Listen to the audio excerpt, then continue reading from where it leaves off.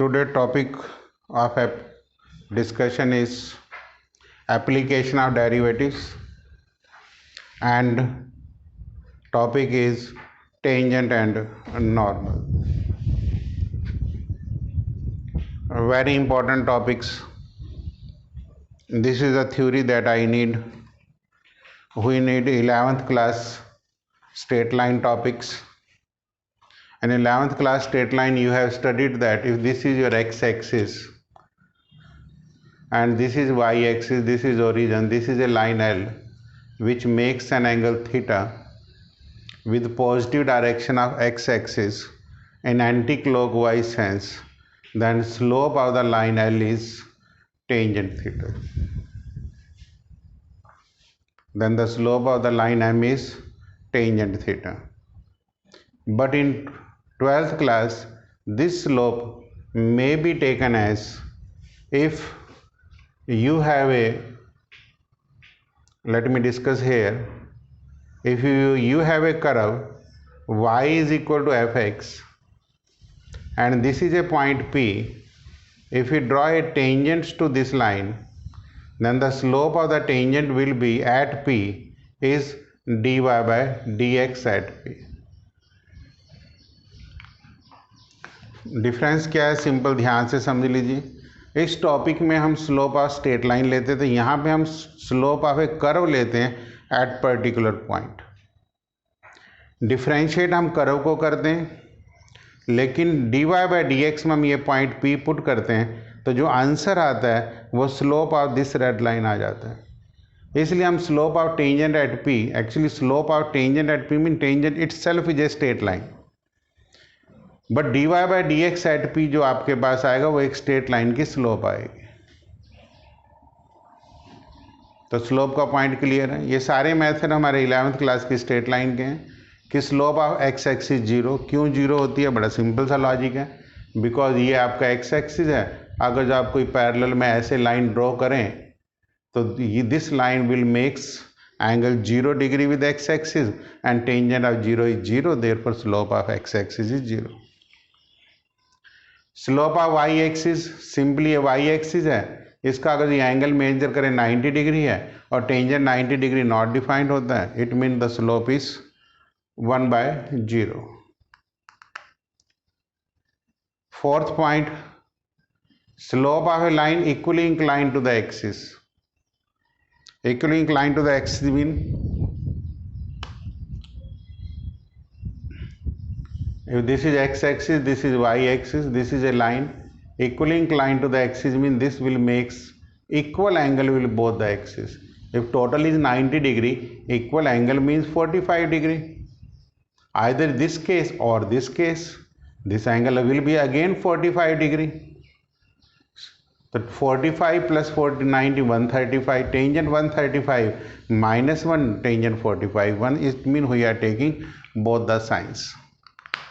दोबारा समझ लीजिए, इक्वली इंक्लाइंड मीन आपके पास ये दो लाइनें पॉसिबल होंगी। एक लाइन ये L1 होगी, एक L2। जब भी आपने स्लोप लेनी होती है angle with positive direction of x axis, या तो ये लेंगे या ये लेंगे। Either theta will be 45 degree और इट विल बी 135 डिग्री। तो ये पॉइंट आप इस तरीके से नोट कर सकते हैं, या तो थीटा हम 45 डिग्री लेंगे या 135 degree, and you can take it on that way. Next, again this is the point when the two points are given to you, the slope will be y2 minus y1 upon x2 minus x1, difference of ordinate upon difference of abscissa. Question number 6, point number 6, slope of a line whose equation will be ax plus by plus c. अब तो आप यहाँ derivative भी ले सकते हैं because you are expert in derivatives. Otherwise तो हमें क्रैमिंग करनी पड़ती थी कि M is equal to minus A upon B, derivative with respect to X A with respect to X D Y by D X and is equal to zero. तो D Y by D X is minus A upon B.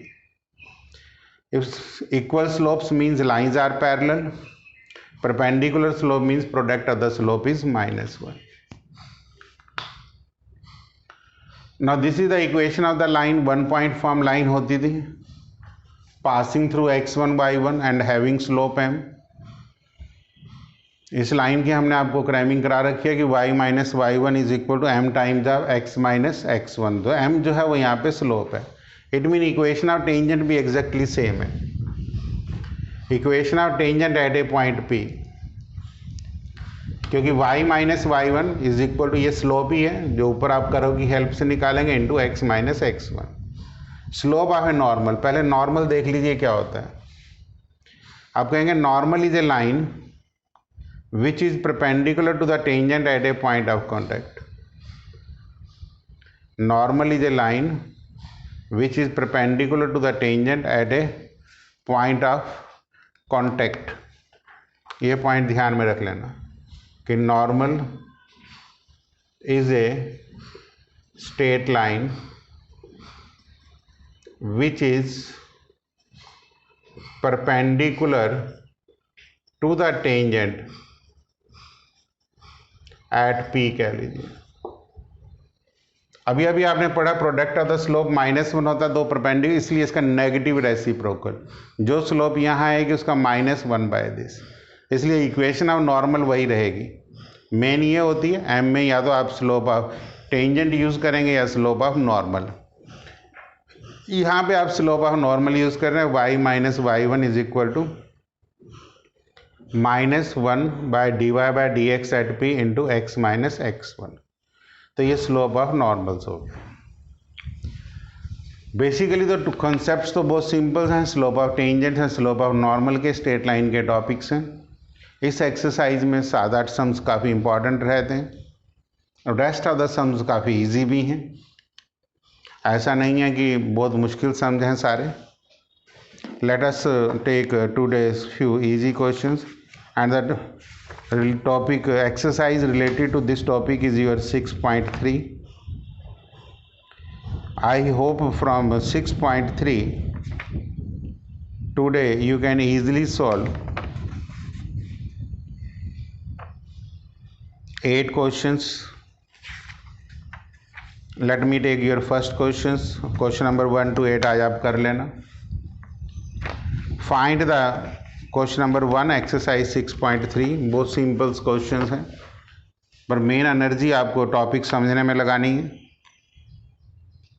Statement है find the slope of the tangent to the curve. Curve आपको दी हुई है y is equal to 3x4 minus 4x एट x is equal to 4। मतलब point जो है वो x इज इक्वल टू 4 है, मतलब आधा पॉइंट है। अब शीशा दिया हुआ है, x कोऑर्डिनेट दिए हुए हैं, y कोऑर्डिनेट निकालने की ज़रूरत पड़ेगी तो हम x की वैल्यू 4 इसमें पुट करके y के कोऑर्डिनेट निकाल लेंगे अगर जो ज़रूरत पड़ेगी। ठीक है, अब फार्मूले के हिसाब से slope of tangent at x is equal to 4 is dy/dx at x is equal to 4, ऐसे नीचे लिख देते हैं लाइन डाल के। ठीक है, अब इसका डेरिवेटिव ले लें, 12x³ माइनस 4, यहाँ पे वही x इज इक्वल टू 4 यहाँ पुट कर दें, 12 into 64 minus 4,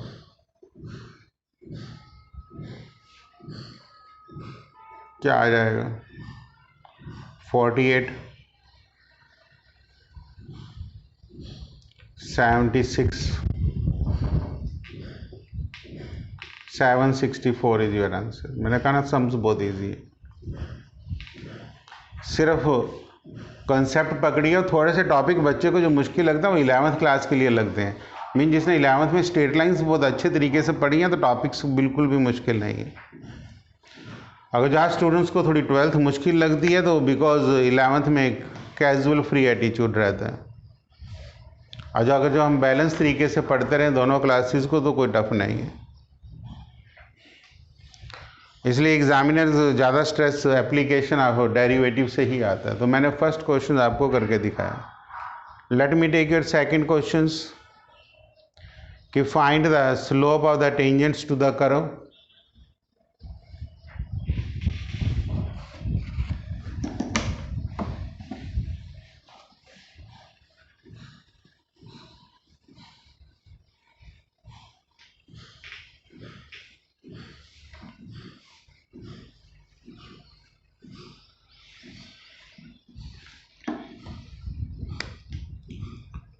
y is equal to x minus 1 divided by x minus 2,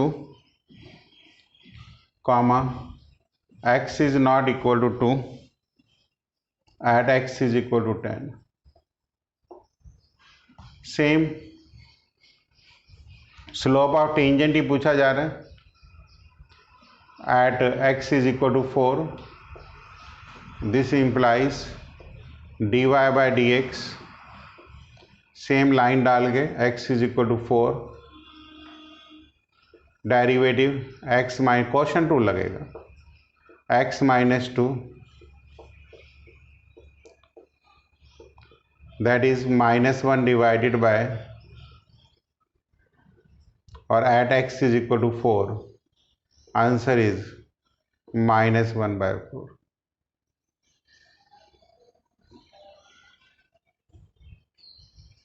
third question खुद करेंगे, फोर्थ कुछ कर लेना, कोई दिक्कत नहीं है. फिफ्थ मैं ले लेता हूँ. Find the slope of normal. So I am taking question number 5. Find the slope of the normal to the curve x is equal to a cos cube theta and y is equal to a sin cube theta at theta is equal to pi/4.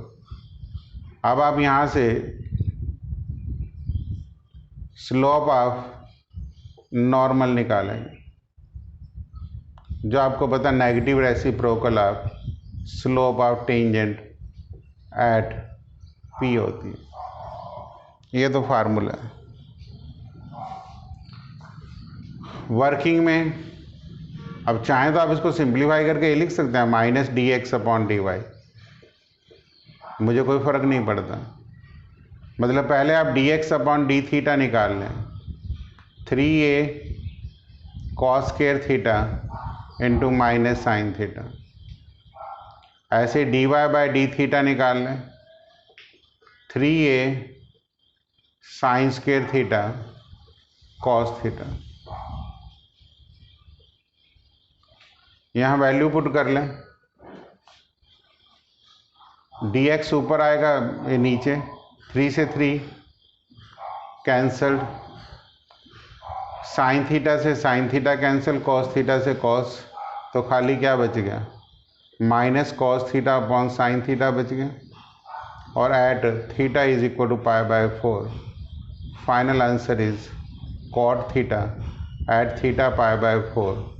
Answer is 1.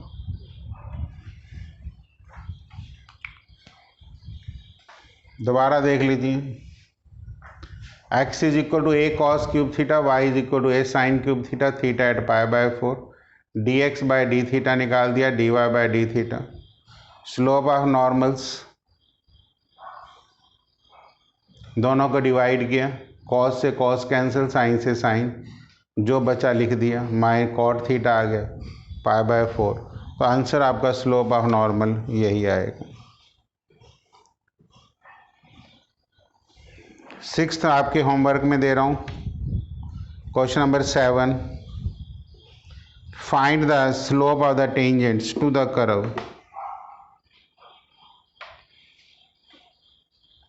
देखो थोड़ा सा change आ गया questions में, धीरे धीरे करके. अभी तक क्वेश्चंस एक ही लेवल के थे, अब क्वेश्चंस ने चेंज लेना शुरू कर दिया.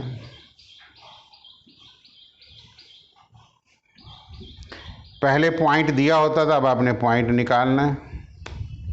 नेचुरली अगर जो पॉइंट निकालना है तो पहले क्या करेंगे? Let p x1 and y1 be the point on curve. क्या दे रखी है? y is equal to x³ -3x² -9x + 7. तो dy/dx तो निकाल ही लें. 3x² -6x -9. आप यहाँ से लिख सकते हैं slope of tangents at p, that is dy/dx at p will be equal to 3 common x1² -2x1 -3.